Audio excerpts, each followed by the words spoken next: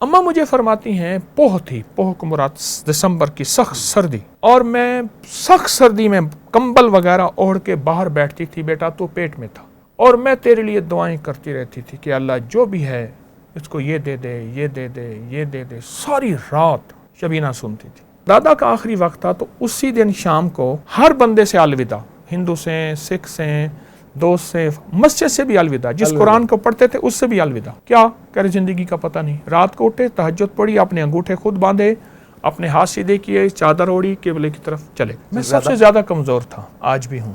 جو والدین کہتے ہیں نا نو نقصان کر دیں گے، اولاد پیچھے رہ جاتی ہے۔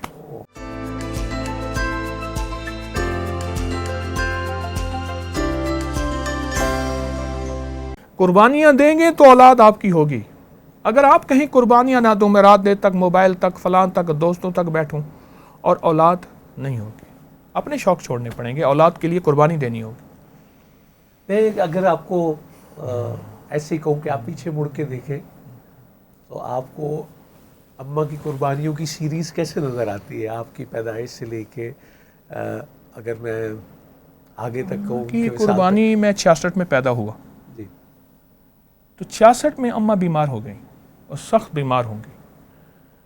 اماں بیمار ہو گئیں، پھر اس کے بعد میرے شعور میں نے والدہ کو بیمار ہی دیکھا، اور بیماری کے بعد باوجود، اب آپ خود سوچیں ان کی کیفیت، پتہ نہیں، آپ پہلے آدمی ہیں اس دنیا کو چھیڑ بیٹھے، تو آپ نے مجھے 58 سال پیچھے بھیج دیا۔ ابھی آپ دیکھیں کہ پہلے شبینے ہوتے تھے، جی 3 راتیں، جی، ایک رات کا پورا قرآن، رات اور پورا، جی بالکل ایسے، تیسرے عشرے میں، تیسرے سلسلہ اسپیکر پہ باقاعدہ لوگ بڑے اہتمام سے جاتے تھے۔ اماں مجھے فرماتی ہیں پوہ تھی، پوہ کو مراد دسمبر کی سخت سردی، اور میں سخت سردی میں کمبل وغیرہ اوڑھ کے باہر بیٹھتی تھی، بیٹا تو پیٹ میں تھا، اور میں تیرے لیے دعائیں کرتی رہتی تھی کہ اللہ جو بھی ہے اس کو یہ دے دے، یہ دے دے، یہ دے دے۔ ساری رات شبینہ سنتی تھی۔ میرا ایک گمان ہے اور خیال بھی ہے، اور اکابر کا، اولیاء کا، صالحین کا، بڑوں کا تجربہ ہے، دعائیں ٹریول کرتی ہیں، دعائیں پیچھا کرتی ہیں، اور بد دعائیں بھی پیچھا کرتی ہیں، بعض اوقات بندے کا، بعض اوقات نسلوں کا۔ کیوں کہتے ہیں اس کو کسی کی دعا ہے؟ خیر بھی 7 نسلوں میں، اور اسی طرح جو، اور اکٹھا جو نہ کرنا حلال اور حرام کا، وہ یہی دعائیں پیچھا کرتی ہیں۔ اماں اپنے، میرے دادا کا فرماتی تھیں کہ جب ان کا آخری وقت تھا تو ایسے دعا مانگ رہے تھے، اور دعا مانگتے مانگتے ایسے ہاتھ چھوٹ گئے۔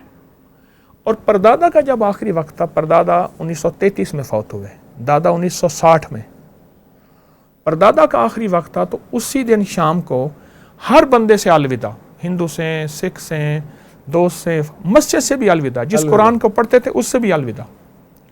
کیا کرے، زندگی کا پتہ نہیں۔ رات کو اٹھے، تہجد پڑھی، اپنے انگوٹھے خود باندھے، اپنے ہاتھ سیدھے کیے، چادر اوڑھی، قبلے کی طرف چلے گئے۔ اللہ، گھر والوں نے کہا آواز نہیں آ رہی۔ صبح گھر والے اٹھتے تو چلے گئے تھے، اور دادا کی قبر سے 6 مہینے تک خوشبو آتی رہی، لوگ مٹیاں لے جاتے تھے۔ بڑوں کی دعائیں ہیں۔ نوری بابا، میں گیا 1919 میں حج میں، میں نے ایک ہوٹل کے کوریڈور میں، ایک برآمدے میں، میں نے ایک پرانا 1919 کا، نہ 19 میں نہیں، 2019 جی جی، 1919 کی ایک میں نے حج کی دیکھی کعبہ کی تصویر، تو میرے آنسو نکل گئے کہ میرے پردادا 1919 میں حج میں تشریف لائے تھے۔ میں نے سوچا طارق کیا دعائیں مانگی ہوگی؟ آج تو کہتا میں شیخ الوظائف ہوں، میں شیخ الاسلام ہوں، میں فلاں ہستی ہوں، تیری اوقات کیا ہے؟ یہ ان کی دعائیں، یہ تیرے ہی دم سے ہے رونقیں، تیری جان جانے جہان ہے، وہ کمال حسن حضور ہے، یہ گمان نقص جہاں نہیں، وہ یہ پھول خار سے دور ہے، وہ یہ شمع ہے کہ دھواں نہیں۔ یہ ان کی دعائیں ہیں، تو کون ہے؟ 1919 میں آئے، کیا 19 میں تو والد صاحب ہی پیدا نہیں ہوئے تھے، 36 میں پیدا ہوئے، اور وہ آدھا 1919 میں۔ اللہ اللہ۔ اچھا، یہ کچھ آپ کو یاد ہے؟ جیسے مجھے یاد ہے، میں شروع میں وہ تیل لگانے سے بہت بھاگتا تھا، اور میری چھوٹی تائی جی وہ پھر ان کے پاس کے بیٹھ جاتا تھا گھٹنوں میں جیسے وہ سر رکھ کے۔ کیا معمولات آپ کو، یا سرما جیسے آپ اکثر اس کی وفادیت بتاتے، اس کا کہاں سے آغاز، ذرا بتائیے۔ ابھی بھی ہمارے گھر میں تیل، سرما، ناف بھرنا، ناک بھرنا، سوتے ہوئے منجن مسواک کرنا، اس کی آوازیں لگتی ہیں سوتے ہوئے۔ ٹھیک، اور تیل، اماں فرماتی تھی گھت سرچ تیل دی تلی تے کیوں جوانی گلی، جس کے سر میں تیل کی تلی ہوگی ہاں اس کی جوانی کبھی نہیں جائے گی. وقت سے پہلے بڑھاپا، کمزوریاں، دماغ، یادداشت، نظر، نہیں. تیل ہماری زندگی ہے. پہلے دور کے بابے چند چیزوں کو تیل ملتے نہیں تھے، پلاتے تھے.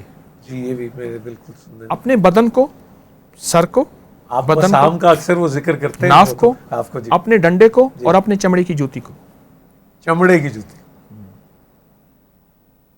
ڈنڈے کو بھی، ہاں ہاں بالکل ٹھیک، بالکل ٹھیک. تیل پلاتے تھے. میں نے یہاں تک دیکھا بچپن میں کہیں تیل کی کسی کی بوتل گری یا سڑک پہ تیل گرا ہوا تھا تو اس کو جوتی میں ملنا، ڈنڈے میں ملنا شروع کر دیا. میں نے یہاں تک دیکھا.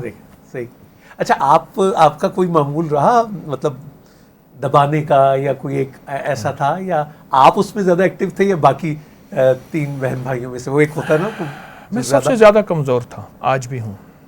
لیکن والد صاحب رحمۃ اللہ علیہ کو دبانا، ان کے پاؤں پنڈلیاں، اماں کو، ابا کو کوشش تھی ان کو دباؤں، ان کی خدمت کروں. آخری وقت میں اماں کی سانس میرے ہاتھ میں تھے، اماں کا سر میرے ہاتھ میں تھا، آخری وقت میں میرے ہی ہاتھ میں تھا.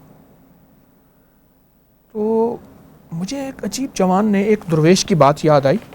کہنے لگے کہ مجھے ایک جوان نے کہا میرے پاس ایک اسم اعظم ہے، جو مانگوں یوں قبول ہو جاتی ہے، آپ کو دے دوں؟ دے دو. کہا جب بھی کوئی مجھے مشکل آتی ہے اماں کے پاؤں دبانے بیٹھ جاتا ہوں اور اللہ سے باتیں کرنے بیٹھ جاتا ہوں. اماں کے پاؤں دباتا ہوں، اللہ سے باتیں کرتا ہوں، میرا کام ہو جاتا ہے. اللہ اکبر. ان قدموں کے صدقے آج بھی میں والدہ کے قدموں میں بیٹھتا ہوں، ان کے مزار کے قدموں. اچھا دنیا میرے والدین کے مزارات پہ جاتی ہے، اعمال کا ہدیہ دیتی ہے، بہت دیتی ہے، بہت دنیا جاتی، تو قدموں کی برکت ہے. لیکن صاحب اپنے بچوں کو جو آپ کا کوئی معمول رہا، آپ بالخصوص آپ کی والدہ ماجدہ کے حوالے سے، وہ آپ نے تاکید، اب جو آپ کے بچوں کی اماں ہے، وہ آپ نے کو بچوں کو خاص تاکید اس حوالے سے کی جو آپ دیکھتے ہیں، اور کس بات پہ زیادہ خوش ہوتے ہیں جو بچے عمل کریں؟ اصل میں بچوں کی جو نظریں ہیں نا نوری بابا، ان نظروں کے اندر کیفیت کیا ہے؟ نظر بولتی ہے. مرد تو خیر نظر کو کم پڑھتا ہے، عورت نظر کو بہت تیز پڑھ لیتی ہے. وہ بیٹی ہو، وہ بیوی ہو، وہ محرم ہو یا غیر محرم ہو، عورت نظر کو پڑھ لیتی ہے فوراً. اولاد کی نظروں میں ماں کے لیے کیا ہے، کیا کیفیت ہے، کیا محبت ہے، اور ان کی جھڑکنے پہ، ماں کی جھڑکنے پہ اولاد کا رد عمل کیا ہے. پھر اس کو اس وقت نہ سمجھائیں. استعداد ہے تو محبت سے سمجھا دیں. اگر اولاد میں استعداد نہیں، اس کو پھر علیحدہ سمجھائیں، دیکھ ماں ہے کیا.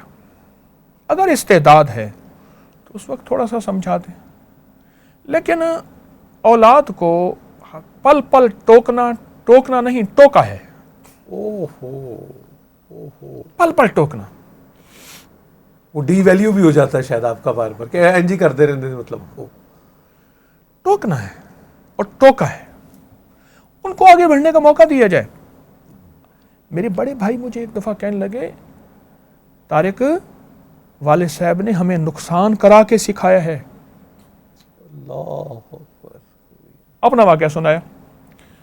ہمارے 3 باغ ہیں خاندانی. فرمانے لگے فلاں باغ میں نے کہا ابا جی ڈیرا ہو. ٹھیک، ہم کہتے تھے ابا سائیں. اچھا ابا سائیں ٹھیک. ڈیرا ہو، چارپائیاں ہوں، فلاں ہوں. فرمایا چوری ہو جائے گا، ہر چیز میں نے کئی دفعہ بنا کے، میں نہیں آگے سے بنا. کہہ رہے میں نے چارپائیاں، ڈیرے، اس میں کھانے پینے پکانے سامان وغیرہ رکھا، ہر چیز میں نے خرچہ کر دیا. آج یہ چیز غائب، کل وہ چیز غائب. کیونکہ میرے والد صاحب فرماتے تھے گاؤں میں 3 چیزیں گناہ نہیں سمجھی جاتی. 3 چیزیں گناہ نہیں سمجھی جاتی: چوری، جھوٹ اور بدکاری. وہ رواج کا حصہ ہوتی ہے. ٹھیک.